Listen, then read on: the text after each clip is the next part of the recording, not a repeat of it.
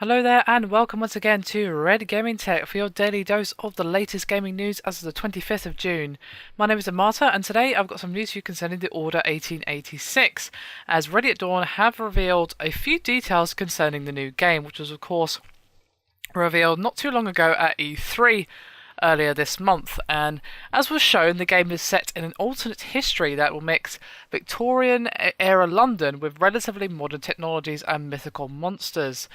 And Ready at Dawn co-founder Ru Weerasuriya, and please excuse me if I butchered that name, which I probably did, he told the PS blog that the game is a third-person action adventure with shooting mechanics. He also referred to it as a linear story-based game, or what we call a filmic experience. And he also had a little bit to say concerning the game's London setting, and he had this to say. It has a very interesting history, particularly at the end of the 19th century during the Industrial Revolution. There are obviously some things we're going to put in there that don't exist, and we've moved certain locations a bit, but you'll be actually interacting with real people, real events, and real places. Unfortunately, he remained fairly tight-lipped about the gameplay. It was a little bit of a shame, but he did say that moment-to-moment gameplay is not really what you might expect. We didn't want to make it single tone, where you rely on a single thing at expense of the rest.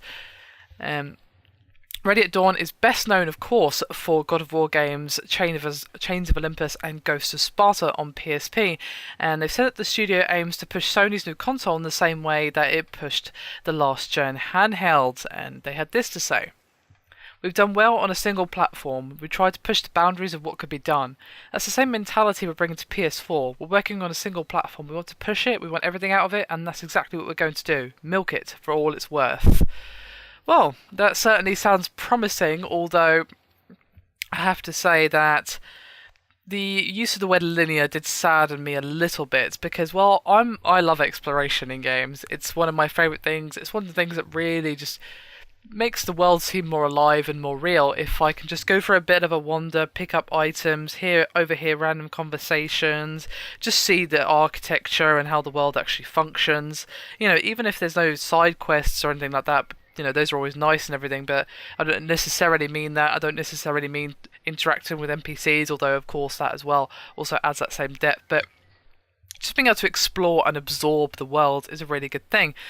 Now, just because it's linear doesn't mean there won't be some exploration. I hope that is literally not going to be on rails, because that's one of my pet peeves in games. It really frustrates me when I feel like I'm just being sort of dragged down a hallway, you know, with my hands tied and everything, and not allowed any freedom at all. That is a really frustrating experience for me personally. So hopefully that's not the route they're going, but I don't think they're going to go that restrictive.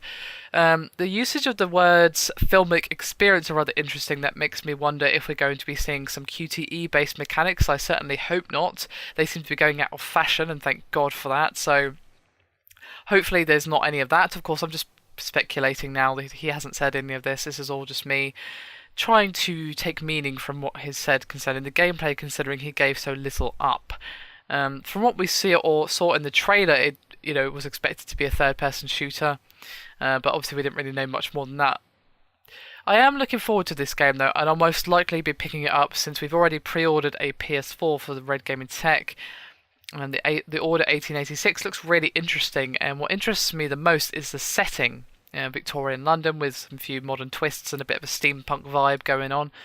That's something that I find quite interesting, and we don't see that a ton in games. The whole steampunk thing isn't as done in games as you might expect. Of course, we had Dishonored, which had that vibe going on, and now we've got The Order, which has kind of got that vibe. Not super steampunky, but a little bit with the modern twists and things that didn't exist, or still don't exist even. Still, I'll be curious to see what they do with the setting of London. It's not a setting we see very often, and I'd like to see how they actually portray the city, because, well, usually when we see England in games, you still see characters using the words sidewalk and gas station and things like that, and people in England, they don't say that word. A sidewalk is the pavement, and a gas station is a petrol station, things like that. Nothing huge, but they do add to the feel of the world if they actually use slang and words that English people will use. So I'm thoroughly looking forward to that Order 1886. I'm looking forward to seeing the first bit of gameplay. Obviously, all we've seen so far is that just one trailer from E3, as far as I am aware.